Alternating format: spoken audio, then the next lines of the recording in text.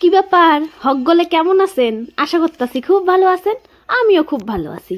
আর এই ভিডিওটা দেখার সময় জিভে জল টপ টপ করে নিচে পড়তাছে, এটাও আমি জানি, কারণ জিনিসটাই এমন। আমি যে ভিডিওটা এডিট করতেছি আমার নিজেরই পড়তাছে। আর তোমাদের কি কমু, ভিডিওটা মেলা দিন আগের, যখন জল পেয়ে পাওয়া যেত, কিন্তু ভিডিওটা এডিটের কারণে আপলোডই করতে পারতেছিলাম না জানো। তো দেখো এখানে পাকা পাকা জলপাই নিছি, ভালো কইরা ধুইয়া এবার কিন্তু উপরটা ঝিকিমিকি ঝিকিমিকি কইরা কাইটা নিছি, যাতে নুন আর হলুদটা খুব ভালো করে ঢোকে।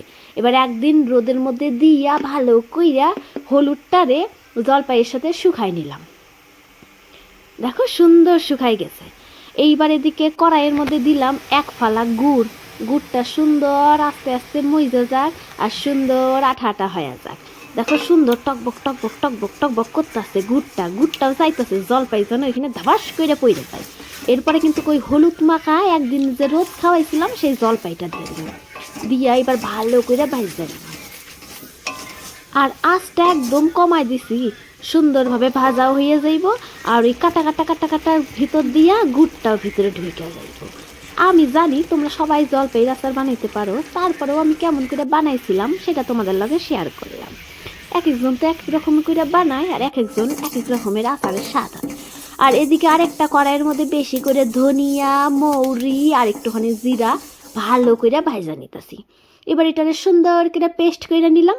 নিয়ে এবার কিন্তু ওই পেস্টগুলা দিয়ে দিলাম জলপাই আর গুড়ের উপরে দিয়া এবার একটুখানি আরেকটু জিরার গুঁড়া দিতেছি, ওখানে জিরার গুঁড়াটা একটু কম হয়ে গেছিলো।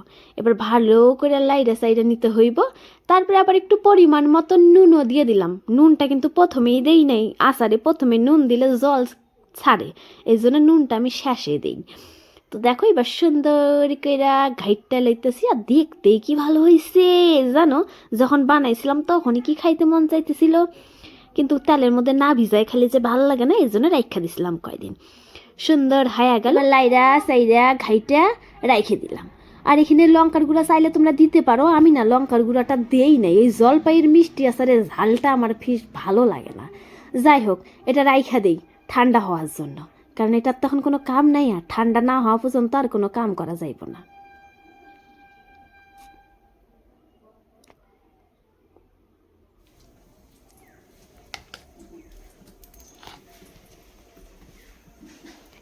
এই কৌটার মধ্যে দিলাম ঠান্ডা করতে।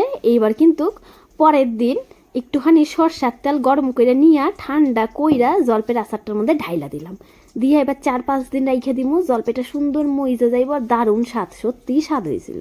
তো কেমন লাগলো আমার রেসিপিটা কমেন্ট কইরা জানাইও, ভালো লাগলে লাইক কমেন্ট করতে ভুইলো না। বাই সবাই রে।